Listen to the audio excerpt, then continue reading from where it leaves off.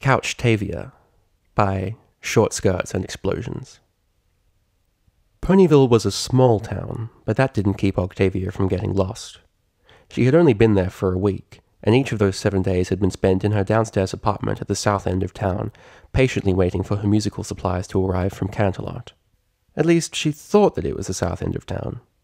Looking through the streets where she'd been trotting in circles for the past hour, Octavia was beginning to have her doubts that a simple compass rose could help her ascertain up from down in this little village. At that precise moment she paused at a crossroads, standing perfectly still, trying her darndest not to sweat from the glow of the early morning sun. There was a part of her that wanted to give a good first impression to her new neighbours, and an even larger part of her that simply wanted to maintain a straight mane, a prim and proper bow tie, and a pleasant aroma. Octavia graciously accepted whatever small shadow the nearby street sign afforded. All the while, the elegant mare squinted at a series of directions hastily scribbled across a sheet of paper gripped in the crook of her hoof. A dainty sigh escaped her lips. Octavia tilted her thin-eyed gaze towards her immediate surroundings. Every golden-thatched cottage of Ponyville looked the same as the next. Gone were the artistic flair and heterogeneous grandeur of Canterlot architecture. Here everything was simple and small. The sky was open for inspection, allowing her an uninterrupted view of the midday sun and how swiftly it was running away from her. At this rate, she'd be late for her destination, or worse, sunburnt. As fate would have it, the friendliest of voices drifted her way from the crowd of pleasant ponies leisurely trotting along the path beside her. "Well, howdy! You look plumb lost, if I don't mind saying so myself." With no rise to her eyelids, Octavia calmly glanced over. The first thing she saw was a splash of freckles, followed by the polite tipping motion of a brown hat, before the mare in question smiled at her. "Name's Applejack. I run an apple farm just outside of town, and I happen to know this village like the back of my hoof. I'm always willing to lend some help to a neighbor in need." Octavia blinked, then gently smiled. "What do you got there, Sugar Cube?" Applejack pointed at the sheet of paper in Octavia's grip. "Mind if I take a gander?" Octavia shook her head. Shuffling over, she held it for the farm mare to see.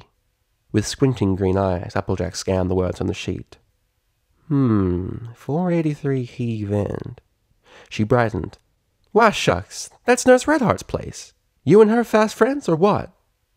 With a shrug, Octavia bore a bashful smile. "If you're gonna shake hooves with a pony on a regular basis, might as well be a pony who knows how to put 'em back together when they break. Well, that's what Granny always says, and I stand by them words." Applejack chuckled to herself, sighed, then smiled once more. "Tell you what, I'll show you the way there. I ain't selling fruit in the marketplace for a good 2 hours now, what with this being the weekend and all. Come along, why don't you?" Octavia nodded. Applejack's trot was a brisk one, and Octavia's frail limbs scrambled to keep up. Thankfully, though, Applejack took swift notice of the new resident's fatigue, and she slowed her movement to a far more even pace, which produced a grateful smile across the city slicker's muzzle. "Something tells me you're used to a part of Equestria where the buildings grow faster than the grass," Applejack said, stifling a chuckle. In response, Octavia merely bit her lip. "Well, don't you sweat the transition none. I once lived in the city for a few months, when I was a little filly. Manhattan, as a matter of fact. As soon as I came back to good old Ponyville, I realized what I loved about the country so much. Out here, there really ain't a reason to stress anything. City folk, they constantly getting migraines over one issue or another. And for what? Sometimes I think ponies are their own worst enemies. Well, except for beavers. Celestia, help me. I know I'm supposed to love and tolerate, but I sure do dislike beavers something awful." Octavia blinked, raising an eyebrow in Applejack's direction. Applejack had a lingering scowl on her face. Nevertheless, she shook it off and smiled in time to stop and gesture happily towards a building front. "And here we are. I told you I'd get you to where you needed to go." She pointed at the balcony looming above them. "If I remember right, Nurse Redheart lives up there on the 2nd floor. Go on up there, knock on her door. She's usually up early on Saturdays, watering her rose bushes." She chuckled. "Oh, don't be getting the wrong idea or nothing. Here in Ponyville, just about every neighbor knows what the other's up to. We're all pretty close-knit like that. It's still mighty easy to keep one's privacy intact, though. Just don't be surprised if the locals want to chat you up. It's habit, I reckon." Octavia nodded slowly, dazedly. Her eyes weren't locked on the apartment, but rather something that was lying in front of it. "Whew!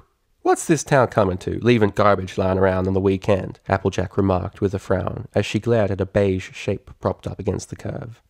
"If I lived on this block, I'd have a good mind to take that couch behind the woodshed and put it out of its misery." She shrugged. "Ah, well."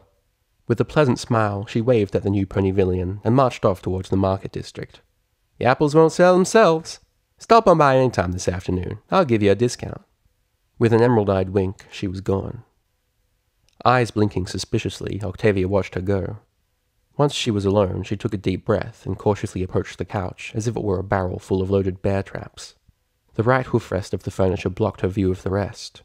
When Octavia trotted around the end of the furniture, she instantly winced, and a strand or two of dark brown hair fell loose from her bangs. The couch was as attractive as baby condors were beautiful. It was a vomit beige thing, with splotches of grey rectangular patterns overlapped with one another. The surface textures of the 3 cushions were spotty at best, with tiny popcorn kernels of fuzz poking loose from the frayed corners and seams. The mare brushed her mane straight and tried to keep her breakfast in the longer that she looked at the abomination. In truth, Octavia wasn't entirely sure what she had expected.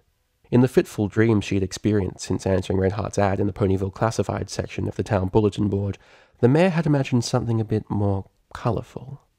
She blinked, and in those blinks she saw something shiny, something pristine, something burgundy. Burgundy. Octavia's heart filled with butterflies at the thought. Burgundy with the scent of lavender. She sighed happily, but soon lost her smile in a fit of lethargic nostalgia. Everything was so pristine, ornate, and squeaky clean at her apartment in Canterlot. In fact, the only thing that drove her out of that place was the noise, and maybe the ever-lingering threat of a changeling attack, but mostly the noise. Here, Ponyville promised peace, quiet, and a perfect place for writing Octavia's latest instrumentals. If only it promised her some interior decorating as well, then maybe she wouldn't be having to resort to such simple means of procuring a complement to her utterly barren living room. Stifling a groan, Octavia trotted hesitantly closer to the grotesque sofa. Inspection was a must, even if every waking inch of her feared a leprotic infection upon so much as touching the cushions of the thing. Nevertheless, she reached forward, as if shoving her forelimb down the maw of a salivating lion, and at last her hoof graced the pliable surface. A jolt ran through her heart. She blinked in mixed shock and alarm, then proceeded to rub her hoof even more firmly against the plushness. It was, by far, the softest texture she'd felt in ages. Fidgeting, Octavia looked over her shoulder. She flung an additional glance to the left and the right. Satisfied that none of her new neighbors were watching, the elegant mare climbed the sofa, her lower legs scrambling a bit for even hoofing. Getting used to the dimensions of the couch, she crawled onto the center seat of the thing. Octavia's breath left her. It felt just like cuddling up in the middle of a cloud. At least, that's the best metaphor she could give the electric sensations rippling up and down her spine.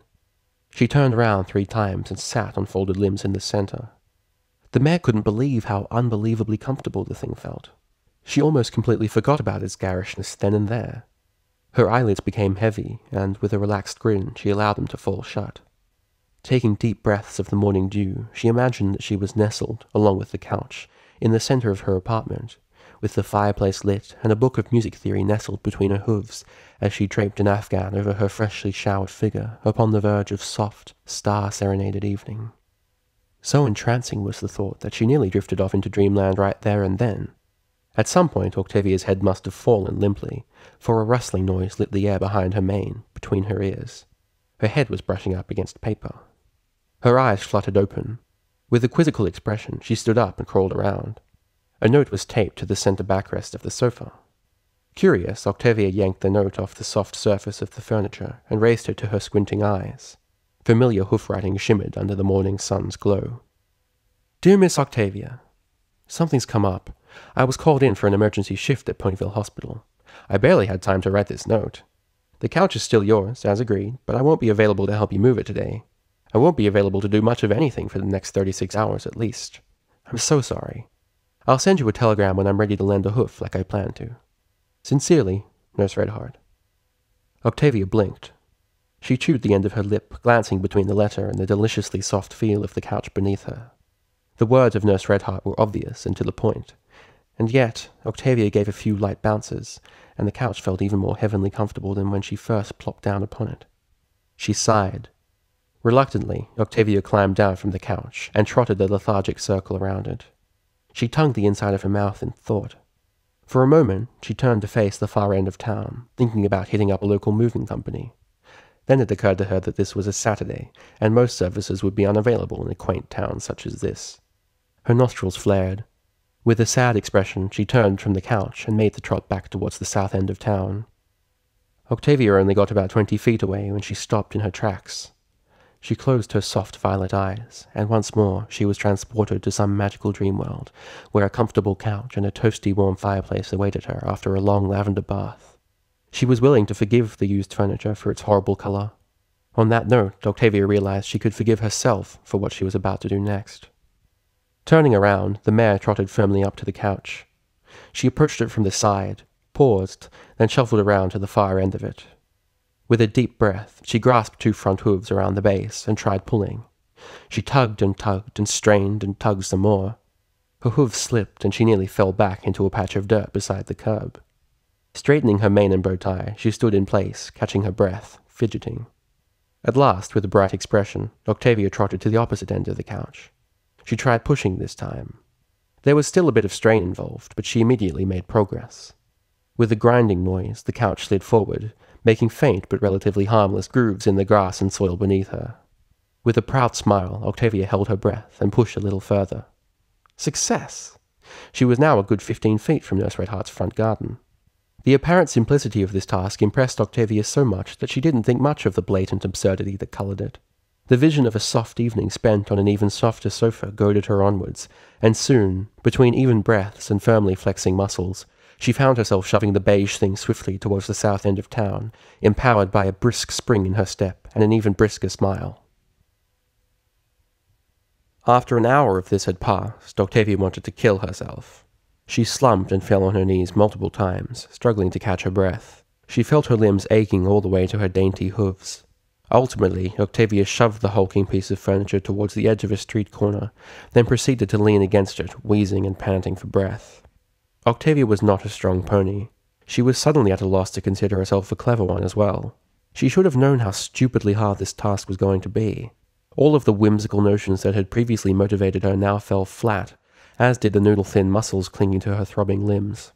Propping herself up against a hoof rest, she straightened her mane for the umpteenth time that morning and stared forlornly into the sky.